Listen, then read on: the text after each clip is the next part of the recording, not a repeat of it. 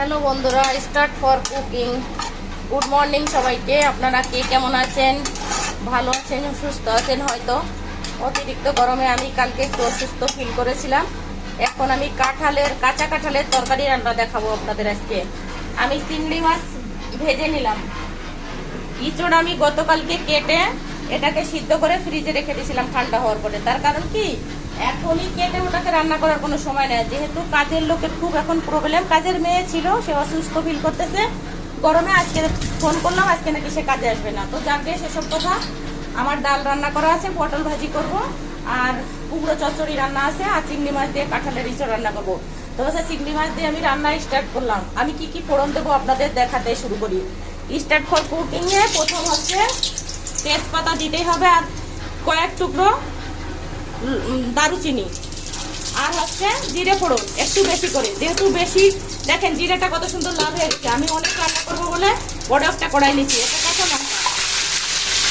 লঙ্কা অনেকগুলো দিয়ে দিলাম, এক বাটি বলতে পারেন। তার কারণ এক চালন রান্না করব। এটা হচ্ছে আমি আমার বাড়িওয়ালাদের আর এক কাকু আমাকে কাঁঠাল দিচ্ছে। কাকু বলে কি, অনেকদিন আগে এক হিন্দু মহিলা আমাকে রান্না করে খাওয়াইছিল, তো আমাদের বাড়ির বউরা এগুলো রান্না করতে পারে না। আমি এর মধ্যে কি কি মশলা দেবো সেটা আপনাদের বলবো। মশলাটাও এখানে গোছানো আছে: রসুন বাটা, পেঁয়াজ বাটা, আদা বাটা, জিরে বাটা, ধনিয়া পাউডার, প্লাস হচ্ছে লাস্টে দেবো আমি 6 থেকে 7টা এলাচ নিচে এখানে। এবার আমি রান্না শুরু করি, আপনারা দেখতে থাকেন। আমার রান্নার ক্যাপাসিটিটা আপনারা দেখে নেন। আমি প্রথম ফোড়নে কি দিলাম, তেজপাতা, দারুচিনি, এই দেখেন দারুচিনি দিছি 5-6 টুকরো দিছি, আর হচ্ছে কাঁচা লঙ্কা। প্রথম জিরে ফোড়ন দিছি, অনেকটা জিরে। কাঁঠালের তরকারিতে জিরে ছাড়া অন্য কিছু ফোড়ন দেওয়া যাবে না। আর এখানে আমি আজকে রান্না করতেছি পেঁয়াজ রসুন দিয়ে। চিংড়ি মাছ দেবো, যদিও চিংড়ি মাছের সাথে পেঁয়াজ রসুন না দিলেও ভালো হতো। আর আমাদের বাড়িওয়ালারা সব মুসলিম, তো ওনারা পেঁয়াজ রসুনের রান্নাটা একটু ভালো খায়, তবে পেঁয়াজ রসুন দিয়ে অনেক ভালো হয়।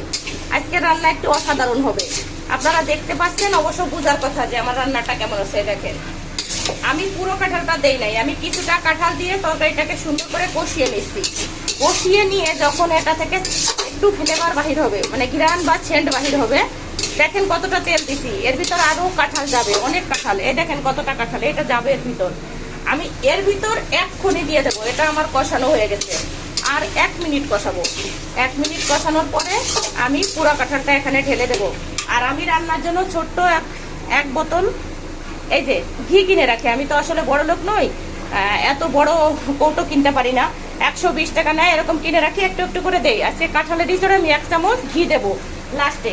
আর আমি এখানে হচ্ছে দেবো রাঁধুনি স্কোয়ারের, এই দেখেন রাঁধুনি স্কোয়ারের মরিচের গুঁড়া দিতে হবে, এটা কিছুটা। তার কারণ আজকে আমি একটু ঝাল ঝাল রান্না করব, একদম ঝাল না। আমি এখানে একটু চিনিও অ্যাড করব। আপনারা যারা না পারেন কাঁঠাল তো আসলে কাটতেই পারে না কেউ। কাঁঠাল কাটাটা একদিন আমি দেখাবো। কাঁঠালের বুসলো সহ সবাই কাটিয়ে রাখে। তো আমি এই দেখেন, আমি রাঁধুনি স্কোয়ারের মরিচের গুঁড়ো দিয়ে দিলাম। আমার অনেকটা রান্না এগিয়ে গেছে। এবার আমি চিনিটা একটু পরে দেবো। পুরা কাঁঠালটা যখন আমি ঢেলে দেবো, তখন আমি দেখেন আমার কাঁঠালের চেহারা কি হয়েছে। এই দেখেন আমি পুরো কাঁঠালটা ঢেলে দিলাম। আমি একা শুট করি তো, তাই বাঁ হাত দিয়ে কাঁঠালটাকে ঢেলে দিলাম। আমি সব তরকারি ঝাঁপিতে রেখে দেই। ঝাঁপিতে রেখে দেওয়ার পরে পানি ঝরে যায়, আর আমার রান্নাটা এই কারণে ভালো হয়। আর আপনি যদি পানি সহ রান্না করেন কোনো কিছু, আমি পরবর্তীতে ফুটানো পানি দেব, কিন্তু এখন আমি কষানোর সময় কোনো ঠান্ডা পানি দেব না। রান্নার টেকনিক আছে, টেকনিক ছাড়া কোনো রান্না সুস্বাদু হয় না। দেখেন এই যে আমার সব কাঁঠাল সুন্দরভাবে মিশে গেছে, এমনকি তেল তেল হয়ে গেছে। এবার আমি যখন এই কাঁঠালের ভিতর আমি চিংড়ি মাছ দিয়ে দেবো, কখন কিছু সময় পরে এই চিংড়ি মাছগুলো দিয়ে দেবো। আপনারা দেখতে থাকেন আমার কাঁঠাল রান্না। আমি দেখেন এই যে চিংড়ি মাছ দিয়ে দিলাম। চিংড়ি মাছ দেওয়ার পরে এটাকে আমি ভাজাবো না, এখানে উপরেই থাকবে। আমি এটাকে চাপা দিয়ে দেবো, একটুখানি চাপা দিয়ে রাখবো। চাপা দিয়ে রাখার পরে আর একটু ভালো করে কষিয়ে আমি 1 মগ পানি দেবো। এই যে এই মগের 1 মগ পানি দেবো, ফুটানো পানি দিয়ে ওটাকে ভালো করে রান্না করতে থাকবো। রান্না করতে করতে যখন শেষের পথে আসবে, আমি 1 চামচ ঘি আর এলাচ বাটা দিয়ে দেবো। আমার মতো করে আপনারা রান্না করবেন। কাঁঠালটাকে সুন্দর করে কেটে সিদ্ধ করে নেবেন, আর আমার মতো করে রান্না করবেন। আজকে আমি পেঁয়াজ রসুন দিয়ে রান্না দেখালাম। এর পরবর্তী দিন শুধু মশলা, মানে জিরে আদা বাটা, ঘি, গরম মশলা প্লাস চিংড়ি মাছ দিয়ে আরেকদিন দেখাবো, দ্বিতীয় দিন।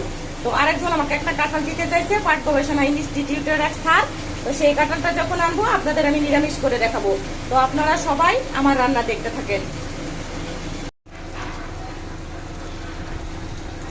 আমি ভিডিওটাকে থামিয়ে রাখছিলাম, আমি যেহেতু একা শুট করি আপনাদের বারবার বলি। দেখেন আমি গরম মশলা বাটা দিয়ে দিয়েছি। এই যে আমার রান্না অনেকটা শেষের পথে। রান্না কেমন হচ্ছে চেহারাটা একটু দেখেন। এই দেখেন চেহারাটা রান্নার। এই যে এটা উল্টো দিক থেকে দেখাচ্ছি, তো আপনাদের সদর দিক থেকে আসলে আমি দেখাতে পারি না ভালো করে। আমার রান্নাটা একদম সম্পূর্ণ কমপ্লিট। আমি কেমন করে রান্না করলাম দেখেন। আর এটা একটু ঝোল ঝোল থাকবে, এই যে একটু ঝোল ঝোল থাকলো, যাতে ভাত দিয়ে বা রুটি দিয়ে খেতে গেলে একটু রস রস থাকে। একদম যদি আপনি শুকনো করে ফেলেন তাহলে এটা খেতে ভালো লাগবে না। তো আমার মতো করে রান্না করবেন, আমার মতো করে চেষ্টা করে দেখবেন। আমি অসাধারণ সুন্দর রান্না করি।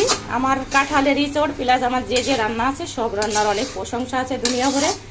আমি যাকে যাকে খাইয়েছি সবাই প্রশংসা করে। এই যে আমার ইঁচড় রান্না দেখেন, ঠিক আছে না? আমি খেয়েও দেখছি একটু, তো আরেকবার আমি খাবো। যেহেতু আমি এখানে ঘি অ্যাড করি নাই, 1 চামচ দেবো। দেখেন এই যে অলরেডি এই যে দিয়ে দিছি ঘি।